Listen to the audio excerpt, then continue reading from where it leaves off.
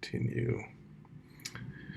Hello, everyone. This is Glenn Webb with Grand Circle New Music, coming to you with Issac Schankler, composer of one of the pieces that we're going to program, that we are programming for our concert that happens next week, Friday, April 30th at 7 p.m. Mountain Time. This will be live on the YouTube. Thanks for joining us, Issac. Oh, thanks for having me. Thanks for playing a piece. We are programming Isolation Canon, which is one of your works from 2020. Um, I believe there are a lot of people that may be familiar with your career and your compositions. How representative of your output is this work? Is this unique, or is this another one of those pieces? Well, I think I think it's unique in some ways, though. I think it's kind of indicative of my interests in composing. I do compose a lot with electronics, and often the music that I compose is more difficult than this sometimes. Um, but with this piece, I really wanted it to be inclusive of lots of different, you know, types of musicians, different instruments, voices. So it's kind of about kind of stripping it down to kind of the bare bones of like, okay, what can everybody do, or what can almost everybody do, to get it to work together.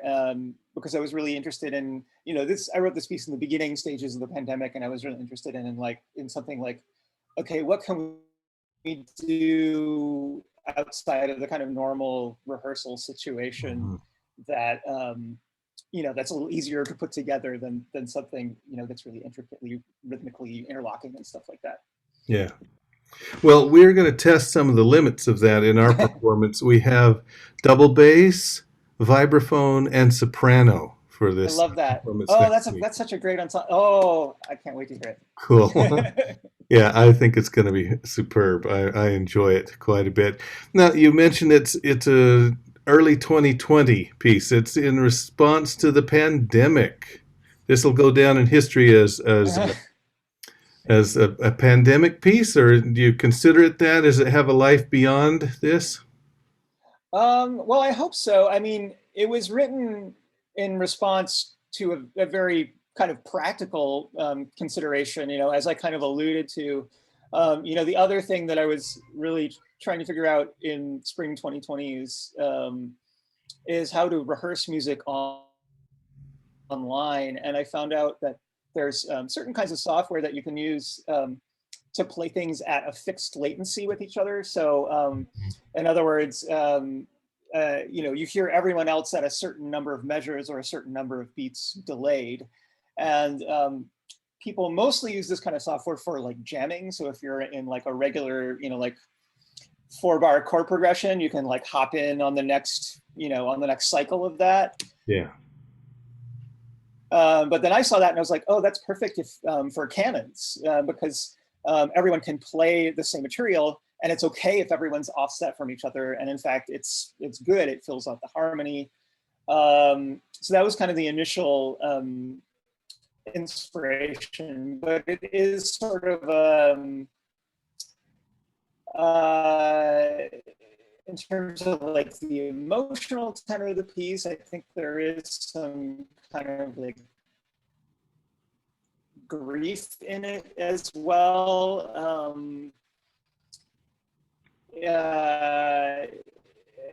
And hopefully it also kind of a space for contemplation as well. The old form, the canon, repurposed for the modern day. Form, but I think it's one of those forms that maybe refuses to die. It keeps coming back, maybe appropriately enough, but considering the form itself is about things coming back. And you see a lot of canons in minimalist music, even occasionally in in pop music, and it's an old form in the sense of a round. You know, everyone knows what a round is. Everyone can sing, row your boat in a round. So to me, there's something old, not in a sort of dated way, but in a kind of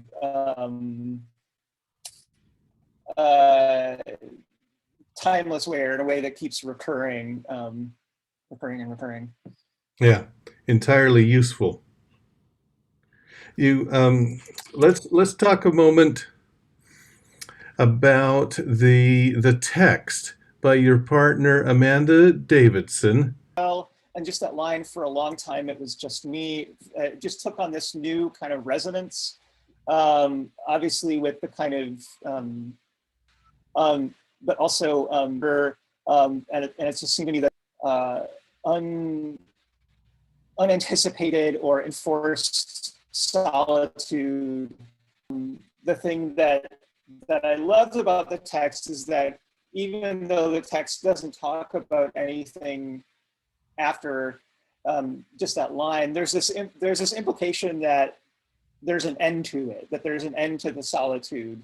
You know, by saying for a long time there was just me, or it was just me, that there's a point in time where there's an end to the isolation, there's an end to the solitude, and that was really helpful for me to hold on to at that moment in time. Yeah.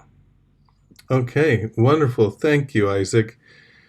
I appreciate your comments on the piece, and in anticipation of our performance next Friday night, April 30th at 7 p.m. Mountain. Yeah. We'll have Isolation Canon by Issac Schankler, amongst other great pieces.